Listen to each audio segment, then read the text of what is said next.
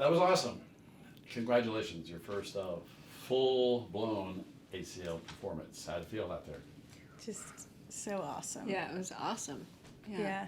There's something about that room, you know, I don't know if it's like echoes in the walls or something, but it just feels like incredibly special, and people who are there, the energy in the room, you can tell that they know it's going to be something important or special, and I don't know, really was soaking in each moment and each face that I could see from the stage. It felt really, really good. Yeah.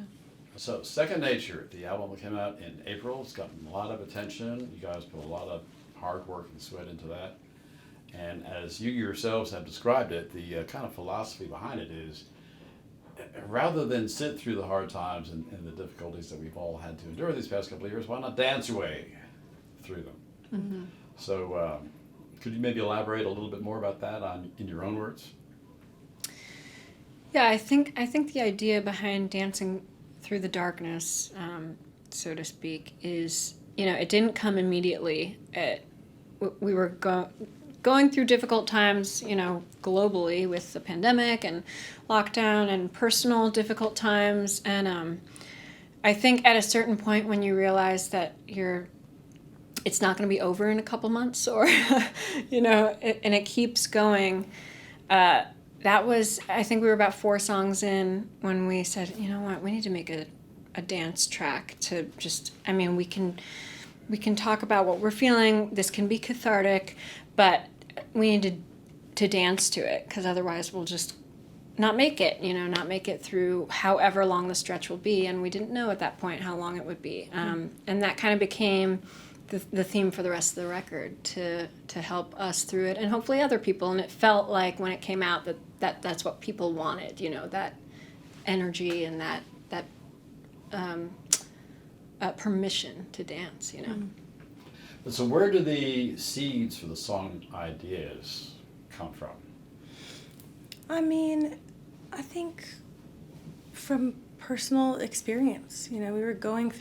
We had been touring nonstop for almost a decade, and we had never really stopped to take a breath and to sort of digest feelings. And I was going through a divorce, and with one of my bandmates, so we really didn't allow ourselves the time to stop and actually sort of come to terms with all of these feelings and experiences, both sad and joyful. And pandemic struck, and there was all the time we had. In fact, there was no escaping it, because I think I probably personally would have kept trying to escape it, and I wasn't granted that wish, or whatever you want to call it, and it ended up being the best thing for me and for us as a band. And we were able to take these really difficult moments, like Holly was saying, and turn it into something meaningful. Mm-hmm. That's the beauty of songwriting. Once you write something, as personal as it can be, it becomes somebody else's. And, that's the sort of the relief we get from it most of the time is just in writing it. And then it's out in the world, and people, it becomes other people's song. And I love that. Mm-hmm. Well, in case anyone out there didn't know, Brandi Carlile and Dave Cobb produced this wonderful record of yours. So tell us what that experience was like. Well, we had been talking about doing a record with Dave Cobb. We'd been talking with Brandi. She wanted to do a record with him. She wanted to do a record with us. We all decided, well, maybe we should try one together. And Dave wanted to do a disco record, which was sort of the last thing that we expected to hear from Dave and Brandi. So it's like, that sounds totally bizarre and intriguing. Let's try that. I think it was that unexpected nature that really attracted us and attracted them to try something new and to collaborate together. And, it was very fruitful in the end, but it was great. Yeah, it's so interesting. I never had a problem with people labeling us. I think it makes it easy for them to, I don't know, Take it on board or something. yeah, put it on a list, put it in a playlist, whatever. But I can never describe what we are. I feel like we're constantly changing and evolving, and with what's going on in our lives or what we're influenced by in the moment. And I think what always connects what we do together is our voices. And so, I'm always both of us are so admiring of those artists who never really had a particular genre that you could just smack them under, like the David Bowies of the world. I say the David Bowies of the world, there's only one. But, that's always been such a guiding light for us, just to make something that feels honest and that feels true to us in that moment. And that's changing, just like we change our hairstyles, The music is always the most important thing. The songwriting is always the most important thing. But we're performers, and we've always enjoyed performers who put on a show, who dress their sound, and that's what we try to do from the beginning.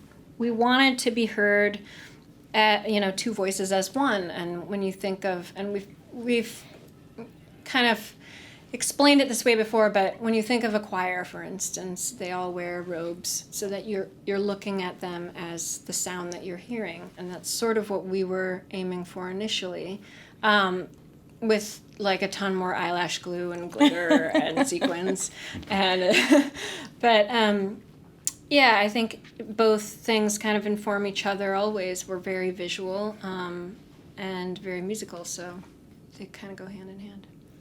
Yeah, and I think, going along with what you were saying, as like sisters, musical sisters, soulmates, we started off in college, in the same friend group, but we were sort of just acquaintances. And I think as the musical friendship started and went on, as it evolved, I should say, as the musical friendship evolved, so did our closeness. And when you spend that much time with somebody who you're sitting together with at the coffee table and discussing your life and actually witnessing each other's lives, I get to witness Holly's life and she gets to witness mine. And we have this unique look into one another's lives, we can actually sort of speak on behalf of the other, which is so unique. And I don't know, I'm really grateful that I have that type of collaboration. I think it'd be really hard to do on your own, and I get to stand up there every night with my best friend and musical partner. It's really a special gift. So you've had the privilege of providing background vocals for so many people.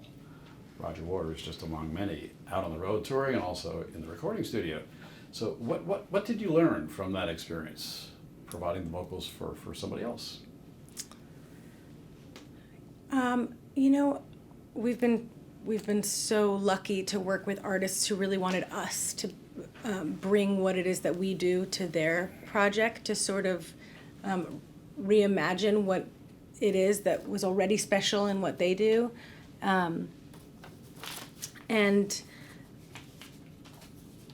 we're just always exploring and throwing spaghetti at the wall and seeing what sticks, except that we know how to work with each other so quickly and so sort of seamlessly. It's